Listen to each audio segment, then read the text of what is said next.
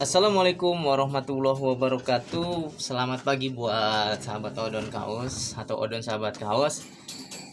Kita kembali lagi nih tentang dunia perkelincian, yang dimana dunia perkelincian ini akan selalu menjadi pertanyaan tentang rentannya dunia hidup kelinci. Ini adalah pertanyaan-pertanyaan yang sangat umum, yang sangat-sangat mungkin dari pertanyaan ini banyak orang yang bertanya-tanya. Orang pemula banyak bertanya-tanya, kenapa sih anakan kelinci ini bisa dikatakan hewan yang paling sedikit katanya daya tahan hidupnya, atau kadang-kadang mitosnya dikasih air mati. Tentunya ini adalah salah satu persepsi-persepsi yang mungkin bisa dikatakan bilang ya. Oke, buat teman-teman, kalau masalah umur tentunya kita juga tidak tahu ya. Tidak tahu, ibaratnya Allah walam, yang menentukan umur itu kan bukan kita, bukan peternak, dan bukan ibaratnya penghobi. Tapi saya di sini Odon akan membahas salah satu, yaitu tips ataupun cara mungkin bisa dikatakan penyelamat kali ya, bukan penyelamat sih. Tips ini agar si kelinci ini hidup, si anak kelinci ya, di belakang ini anak si kelinci ini hidup. Jadi buat teman-teman dimanapun Anda berada, salah satu faktor yang mungkin bisa dikatakan kelinci ini ataupun anakan kelinci ini gampang rentan mati ataupun umurnya pendek, ada beberapa faktor yang mungkin saya akan menyebutkan beberapa faktor ya. Mungkin kalau misalkan kurang silahkan kalian tambahkan kembali. Pertama, salah satunya yaitu cukup umur ataupun belum cukup umur.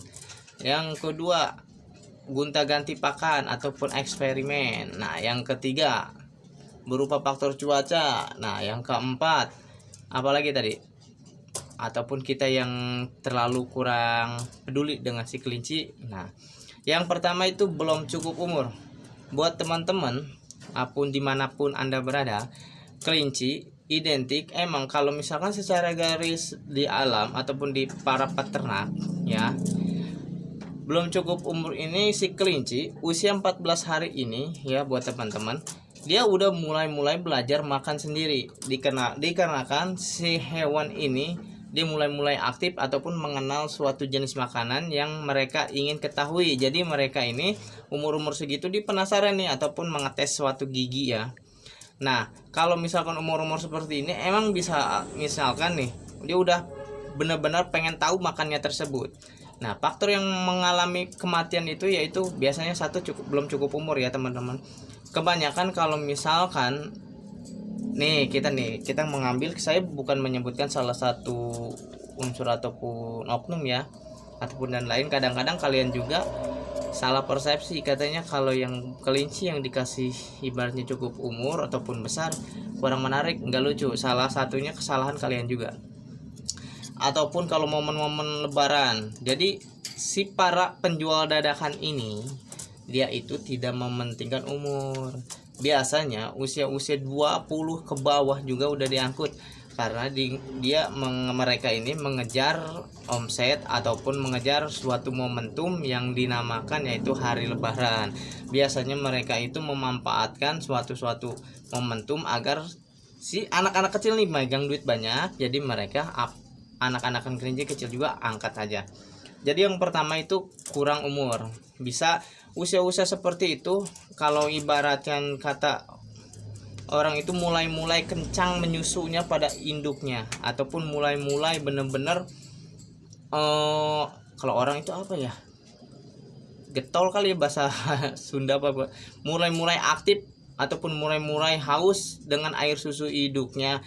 Nah, berupa air susu induknya berhubung diangkatlah oleh suatu oknum tersebut, jadi si kelinci tersebut belum siap lepas sapi, jadi mereka memaksakan diri untuk mengenal hidup sendiri. Nah, salah satunya kenapa yang kalian bilang 1 minggu bisa mati, nah itu dia faktornya, yaitu belum cukup umur. Jadi mereka itu walaupun dikatakan, kalau orang Bogor sih pernah bilang saya sering itu kelinci mucuk itu kelinci yang baru mengenal dunia tumbuhan ataupun makanan tersebut. Jadi mereka dipaksakan untuk mengenal makanan walaupun mereka belum bisa mengunyah ataupun sekadar kata itu belum bisa memakan sendiri, cuman sekadar bisa menggigit aja. Itu salah satu kenapa anak kelinci yang mudah mati itu ya, yaitu kelincinya belum cukup umur. Kedua, kalau misalkan yang kedua, kadang-kadang kita mengganti pola makan hidup si kelinci tersebut.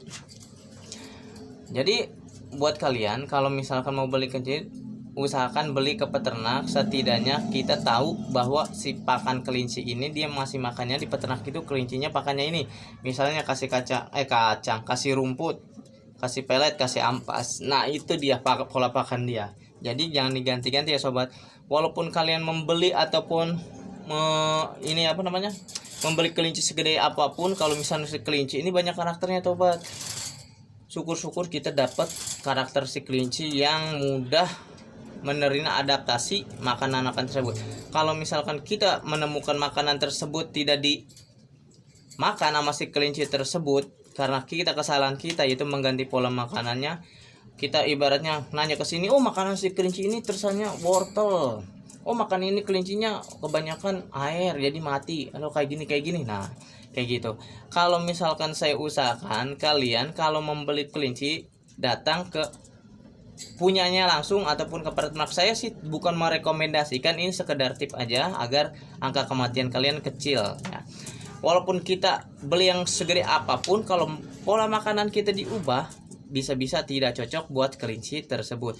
Jadi si kelinci ini salah satu hewan yang mungkin bisa dikatakan mudah sensitif, tidak bisa gampang menerima makanan-makanan baru ya sobat-sobat. Nah, kalau misalkan kalian mengganti makanan baru, contohnya biasanya dikasih kelinci tumbuhan ataupun daun-daunan, ketika kalian datang ke rumah mengikuti hal-hal yang modern dikasih pelet, tentunya si kelinci tersebut kadang-kadang ada yang belum bisa menerima makanan-makanan pelet ataupun merasa aneh, ini makanan gua bukan gitu. Nah, timbulnya si kelinci akan menjadi tidak mau makan.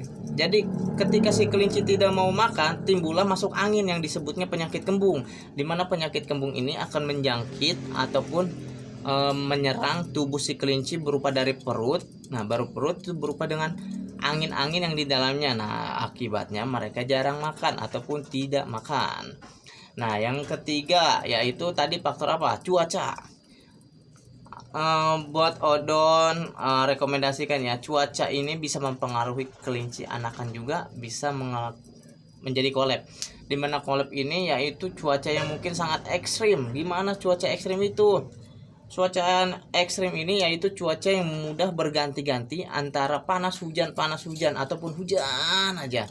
Sehebat-hebatnya kalian, kalau misalkan kalian para peternak ataupun para penghobi tetap aja menjaga, pasti ada yang meninggal ataupun mati ataupun kolab dikarenakan cuaca yang sangat ekstrim ini mempengaruhi anak-anak kelinci jadi mati. Nah, yang keempat yaitu kadang-kadang kita kurang peduli dengan si binatang tersebut ya, ataupun anak-anak kelinci tersebut.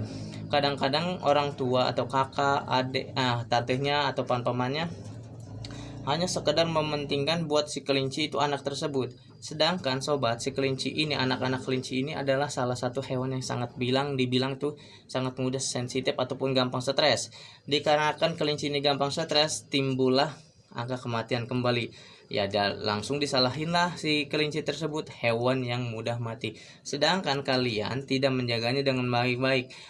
Contoh, kita hanya mengasihkan kelinci tersebut kepada ponakan kita ataupun anak kita, tapi kita tidak bisa menjaga sama anak kalian ataupun anak kita sendiri.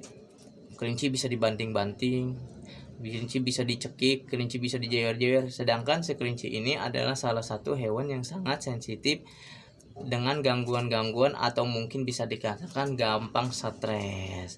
Ya, mungkin itu adalah salah satu tips. Nah, kalau misalkan kalian punya tips lagi silahkan tambahkan kembali.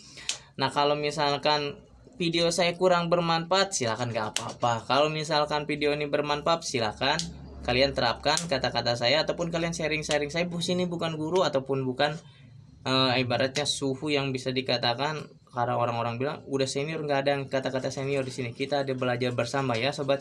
Mudah-mudahan tip ini berguna untuk kalian. Untuk penghobi binatang juga silakan terapkan. Kalau misalkan tidak suka abaikan saja. Saya tutup ya video ini dengan kata-kata penutup, yaitu wassalamualaikum warahmatullahi wabarakatuh. Sehat semua buat kalian para penghobi binatang.